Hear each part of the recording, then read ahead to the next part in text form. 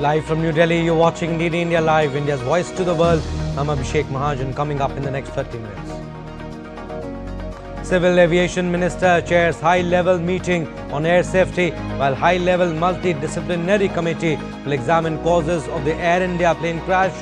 Black box recovered, search on for cockpit voice recorder. Iran retaliates with missile attacks on Israel. IAEA confirms internal contamination after Israeli airstrikes partially destroy Natans nuclear facility. Says radiological contamination is manageable with appropriate measures.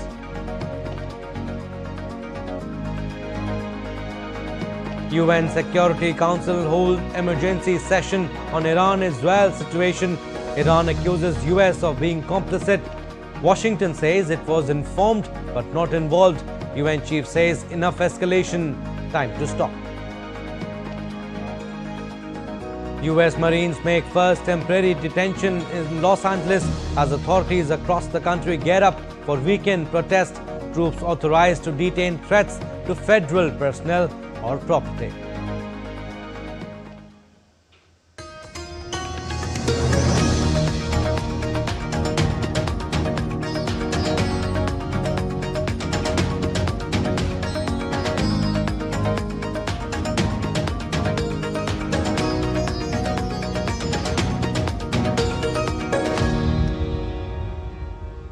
Our top story, Civil Aviation Minister Ram Mohan Naidu today chaired a high-level meeting on air safety in New Delhi. It was attended by the Civil Aviation Secretary, Director General of DGCA, officials from the Airports Authority of India and other senior officials from the ministry and related departments. Meanwhile, a high-level multidisciplinary committee is constituted for examining the causes leading to the crash of the London-bound Air India flight AI-171 in Ahmedabad on June 12. The committee will examine the existing standard operating procedures and guidelines issued to prevent and handle such occurrences and suggest comprehensive guidelines for dealing with such instances in the future. The committee will not be a substitute to other inquiries being conducted by relevant organizations, but will focus on formulating SOPs for preventing and handling such occurrences in the future. Several teams, including the National Security Guard, National Disaster Response Force, Indian Air Force and Central Industrial Security Force, were deployed to the crash site for rescue and recovery operations. These teams were involved in search and rescue efforts, securing the area and assisting with the investigation. The headquarters of Directorate General of Civil Aviation will remain open on Saturday. Meanwhile, as most of the passengers were burnt to death, forensic experts say the only possible option for the identification is DNA profiling. The government is now undertaking DNA sampling process for the relatives, and the official number of deceased will be declared only after the completion of the DNA testing. Gujarat Home Minister Harsh Sanghvi today reviewed the DNA testing process at the Directorate of Forensic Sciences of Home Department.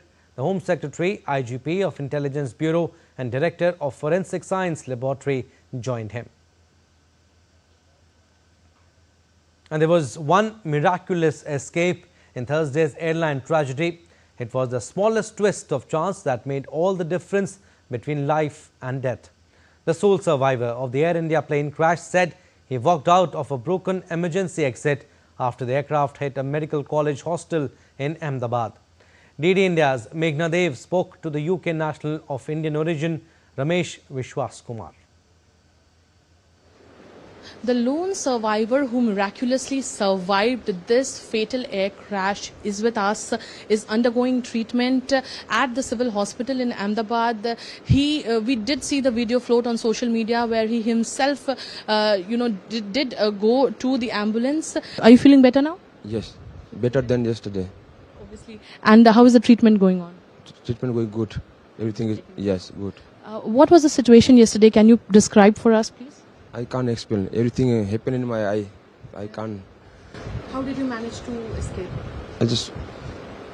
Did you pull the emergency doors? No. Emergency door is broken. Yeah. My seat is broken. Yeah. Then I see the page little bit. Yeah. Then I will try to come out. Okay. Yeah, that's why. So, did the aircraft catch fire before you came out? Yes. Little bit fire. After me, I'm out. Then blast. Did anybody help you, or you after that you came out on your own? How did you jump from the aircraft? I'm not jumping. Okay. I just walk out, innit? Okay. Then ambulance coming in. You did walk out on the building, or No, in floor. on the floor? Yes. Inside the aeroplane. He has got injuries and bruises on his face. How is the treatment going ahead? He is having minor injuries only. Some abrasions over his left forearm and swelling over the left eyelid and over the eyes. And chest abdomen is clear. No any long bone fractures present. Patient is vitally stable. We have started the oral feeds and he is tolerating feeds. No complaints of nausea, vomiting or any fever. Where your family? Where's your family? Family is in London. Me and my brother staying in India last 8-9 months. How do you feel that you have survived this kind of? I can't explain. It's miracle everything. Here we have the lone survivor of the attack, definitely at a loss of words of what he saw yesterday, and definitely something that nobody can encapsulate in words in terms of the massive tragedy that has struck with this airplane crash. What we also understand that this lone survivor is the only witness of what had happened that day. Besides, a number of people who were at the hostel mess during lunch have also faced serious injuries and are being treated at this hospital, the civil hospital here in Ahmedabad. With camera person Vinod Oja, this is Meghna Dev for DD India from Ahmedabad, Gujarat. India's National Investigation Agency conducted multiple searches on Saturday in connection with a terror conspiracy case involving the banned organization Hizb ut-Tahrir or HUT. The operation was carried out at multiple locations in Madhya Pradesh's Bhopal and Rajasthan's Jhalawar. During these operations, digital devices have been recovered and sent for forensic analysis. The NIA continues to pursue further leads as part of its ongoing investigation. In a key development, the Indian Coast Guard successfully transferred the tow of MV Vanhai 503 to the ocean-going tug offshore Warrior on Friday, 20 nautical miles off Kochi. Challenging weather had caused the vessel to drift, delaying aerial operations. However, a Navy Sea King helicopter airlifted the salvage team on board under tough conditions. 3 Indian Coast Guard ships continue firefighting and escort duties as only minor smoke and hotspots remain. The coordinated operation by the ICG, Navy and Air Force has averted a major environmental crisis. And days after Indian astronaut Shubhanshu Shukla's AX-4 mission was postponed indefinitely, ISRO has announced the new launch date. In a recent statement, ISRO said that during a follow-on coordination meeting between them, Axiom Space and SpaceX, it was confirmed that the liquid oxygen leak observed in the Falcon 9 launch vehicle has been successfully resolved. Separately, Axiom Space informed that they are working closely with NASA to assess the pressure anomaly in the Zvezda service module on board the International Space Station. Axiom Space is now targeting June 19, 2025 for the launch of the AX-04 mission. Yoga enthusiasts are organizing various events in India and abroad in the run-up to the International Day of Yoga on June 21st. Inaugural session of Yoga Connect, a global yoga summit by Ministry of Ayush, was organized in New Delhi as an opportunity to bring together people who are shaping the future of yoga. Yoga gurus, policymakers, health experts, business leaders, researchers and global influencers, both from India and abroad, attended the summit. A major highlight of the summit was the release of the Yoga Prabhav Report, a nationwide study conducted by Central Council for Research in Yoga and Naturopathy. Assessing the impact of International Day of Yoga over the past decade, the event marks 10 years of India's global yoga movement, which began when the United Nations declared June 21st as the International Day of Yoga in 2014. Over 100 expectant women came together for Yog Samavesh and joined this wellness journey at VMMC and Safdarjung Hospital in New Delhi today. 10-day yoga program for women is being run here by the Devaya Society. The beautiful signature event was rooted in inclusivity and accessibility. And to raise awareness about the health benefits of yoga for women, students of Women's College of Education performed yoga at Muthunagar Beach at Tuticorin district in the southern Indian state of Tamil Nadu. Various asanas like Surya Namaskar, Pranayam and Dhanurasana were performed under the guidance of experts. The initiative emphasized that yoga is not just an exercise but a union of body, mind and soul, especially empowering women in today's fast-paced world. Still to come on this edition of DD India Live. US President Donald Trump signs executive order to clear way for Nippon US steel deal. And in sports, South Africa inch closer towards victory against Australia, needs 69 runs to win the World Test Championship title. And we'll get you visuals of the combined graduation parade at Air Force Academy in Hyderabad.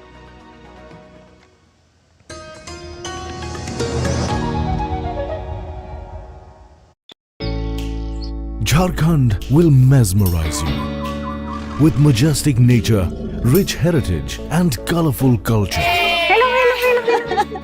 Johar. Johar. It fits perfectly. Thank you. Full workout हो गया. Ready?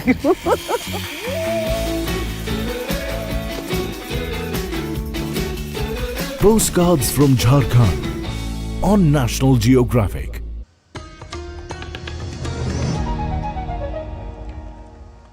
Welcome back. You're watching DD India Live. I'm Abhishek Mahajan. Some more stories. Iran launched retaliatory airstrikes in Jerusalem and Tel Aviv following Israel's biggest ever military strike against Tehran in a bid to prevent it from developing a nuclear weapon. Air raid sirens sounded across Israel, including in Tel Aviv and Jerusalem, sending residents rushing into shelters as successive waves of Iranian missiles streaked across the skies and Israeli interceptors rose up to meet them. Israel's military said Iran fired fewer than 100 missiles and most were intercepted or fell short. The military said its air defense systems were operating, seeking to intercept Iranian missiles. The US military helped shoot down Iranian missiles headed for Israel. It said rescue teams were operating at a number of locations across the country where fallen projectiles were reported. Iran said the strikes were in response to Israel's attacks on Iran early on Friday against commanders, nuclear scientists, military targets and nuclear sites. Israel's defense minister said on Saturday that the Iranian leadership had crossed a red line by firing at civilians and will pay a heavy price for it. While in Iran, several explosions were heard overnight in the capital Tehran. 2 projectiles also hit Tehran's Mehrabad airport. Close to key Iranian leadership sites, the airport hosts an Air Force base with fighter jets and transport aircraft. Earlier, Israel blasted Iran's huge Natans underground nuclear site and killed its top military commanders. IAEA Director General Rafael Grossi confirmed that the above-ground pilot enrichment plant at Iran's Natans nuclear site has been destroyed. Grossi said electricity infrastructure at Natans was also destroyed and the loss of power to Cascade Hall may have damaged centrifuges there. But the level of radioactivity outside Natans has remained unchanged and normal radiological contamination is manageable with appropriate measures. Iran is enriching uranium up to 60% purity, close to weapons trade of 90% at the Natans pilot plant. But another nuclear site, Fordo, which is dug into a mountain, produces more of the material, and military experts say it would be difficult for Israel to destroy through bombardment. And in view of the current situation in Iran, all Indian nationals and persons of Indian origin in Iran are requested to remain vigilant. Indian Embassy in Iran has issued the emergency contact details for Indians stuck in Iran. The emergency contact details of the embassy +98 9128 109 115 and +98 912 8109 109. The numbers are there up on your screens. The authorities have asked Indians in Iran to avoid all unnecessary movements and to follow the embassy's social media accounts and observe safety protocols as advised by local authorities. On Friday, Iran's Supreme Leader Ayatollah Ali Khamenei said that Israeli Israel, in fact, initiated a war and said it will not be allowed to do hit and run attacks without grave consequences. که رژیم صهیونیستی اشتباه بزرگی کرد، خطای بزرگی کرد، غلطی کرد و عواقب او رو بیچاره خواهد کرد به توفیق الهی. زندگی برای اونها تلخ خواهد شد بدون تردید. فکر نکنند که زدند و تمام شد. نه، کار رو اونها شروع کردند و جنگ به راه انداختند. ما به اونها اجازه نخواهیم داد که از این جنایت بزرگی که انجام دادند خودشون رو سالم خلاص کنند. An Israeli Prime Minister Benjamin Netanyahu addressed the Iranian people directly on Friday, declaring that Israel's ongoing military campaign, dubbed Operation Rising Lion, is not only aimed at neutralizing Iran's nuclear and missile capabilities, but also at supporting the Iranian people's aspirations for freedom. Tonight I wish to speak to you, the proud people of Iran. We're in the midst of one of the greatest military operations in history, Operation Rising Lion. The Islamic regime, which has oppressed you for nearly 50 years, threatens to destroy my country, the State of Israel. The objective of Israel's military operation is to remove this threat, both the nuclear threat and the ballistic missile threat to Israel. And as we achieve our objectives, we're also clearing the path for you to achieve your objective, which is freedom. In the past 24 hours, we've taken out top military commanders, senior nuclear scientists, the Islamic regime's most significant enrichment facility, and a large portion of its ballistic missile arsenal. More is on the way. Iran has now announced its withdrawal from nuclear talks with the United States following Israeli attacks. The cancelled sixth round of nuclear negotiations with the U.S. was scheduled to take place on Sunday in Muscat, Oman, facilitated by Oman. Iranian and U.S. delegations have so far held 5 rounds of indirect talks since April on Tehran's nuclear program and the lifting of U.S. sanctions, 3 in Muscat and 2 in Rome. While an exceptional meeting of the UN Nuclear Watchdog's Board of Governors will be held to discuss Israel's strikes on Iran, Tehran had been engaged in talks with the Trump administration on a deal to curb its nuclear program to replace one that Trump abandoned in 2018. Tehran rejected the last U.S. offer. Meanwhile, Iran accused the United States of being complicit in Israel's attacks on the Islamic Republic at the United Nations Security Council. Denying the claims, Washington told Tehran that it would be wise to negotiate over its nuclear program. Iranian Ambassador Amir Said Iravani accused Israel of seeking to kill diplomacy, to sabotage negotiations and to drag the region into wider conflict. Earlier today, Israel continued its act of aggression against Iran, once again targeting multiple civilian and military sites across several Iranian cities. These deliberate and systematic killings were not only illegal but inhuman, a chilling display of calculated aggression. These atrocities constitute clear act of state terrorism and flagrant violation of international law. Those who support this regime with the United States at the forefront must understand that they are complicit by aiding and enabling these crimes, by they share full responsibility for the consequences. Supporting Israel today is supporting war crimes, crimes against humanity. In response, Israel's UN Ambassador Irans Natans said Iran had been preparing for war and Israel's strikes were an act of national preservation.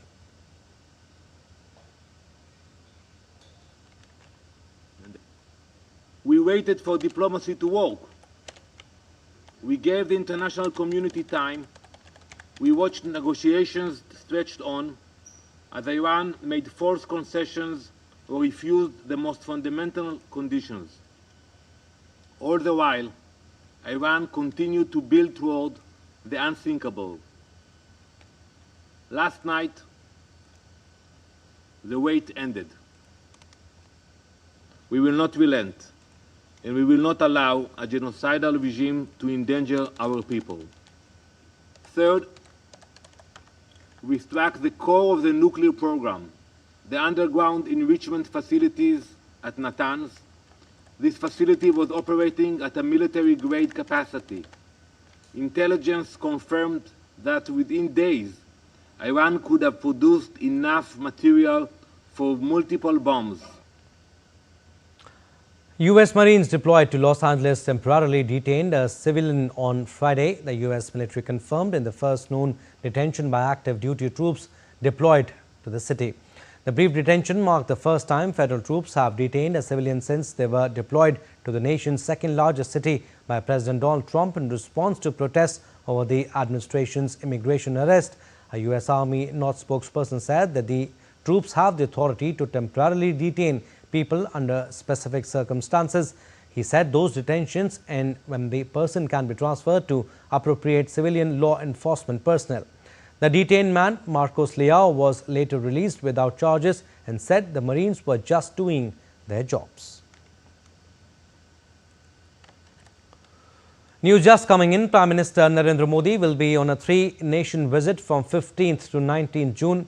According to the Ministry of External Affairs, PM Modi will pay an official visit to Cyprus on 15th to 16th June at the invitation of the President of the Republic of Cyprus. This will be the first visit of an Indian Prime Minister to Cyprus in over 2 decades. While in Cyprus capital, Nicosia, Prime Minister will hold talks with President Christodoulides and address business leaders in Limassol. The visit will reaffirm the shared commitment of the two countries to deepen bilateral ties and strengthen India's engagement with the Mediterranean region and the European Union. In the second leg of his visit, the Prime Minister will travel to Kananaskis in Canada on June 16th and 17th to participate in the G7 summit. This would be Prime Minister's 6th consecutive participation in the G7 summit. At the summit, Prime Minister will exchange views with leaders of G7 countries, other invited outreach countries and heads of international organizations on crucial global issues, including energy security, technology and innovation, particularly the AI energy nexus and quantum-related issues. Prime Minister will also hold several bilateral meetings on the sidelines of the summit. In the final leg of his tour, PM Modi will undertake an official visit to Croatia on 18th June. This will be the first ever visit by an Indian Prime Minister to Croatia, marking an important milestone in the bilateral relationship. Prime Minister will hold bilateral discussions with Prime Minister Plenković and meet the President Zoran Milanović. The visit to Croatia will underscore India's commitment to further strengthening its engagement with partners in the European Union. Well, that's all we have in this edition of DD India Live, but do let us know your thoughts on the news of the day. For those on the go, you can get all the latest news and updates from India and across the world on DD India mobile app. The app is available on both Android and iOS platforms. Scan the QR code on the screen to download now. And we'll be back with more news as it breaks here on DD India. I'm Abhishek Mahajan. From all of us here in Delhi, thanks for watching DD India Live.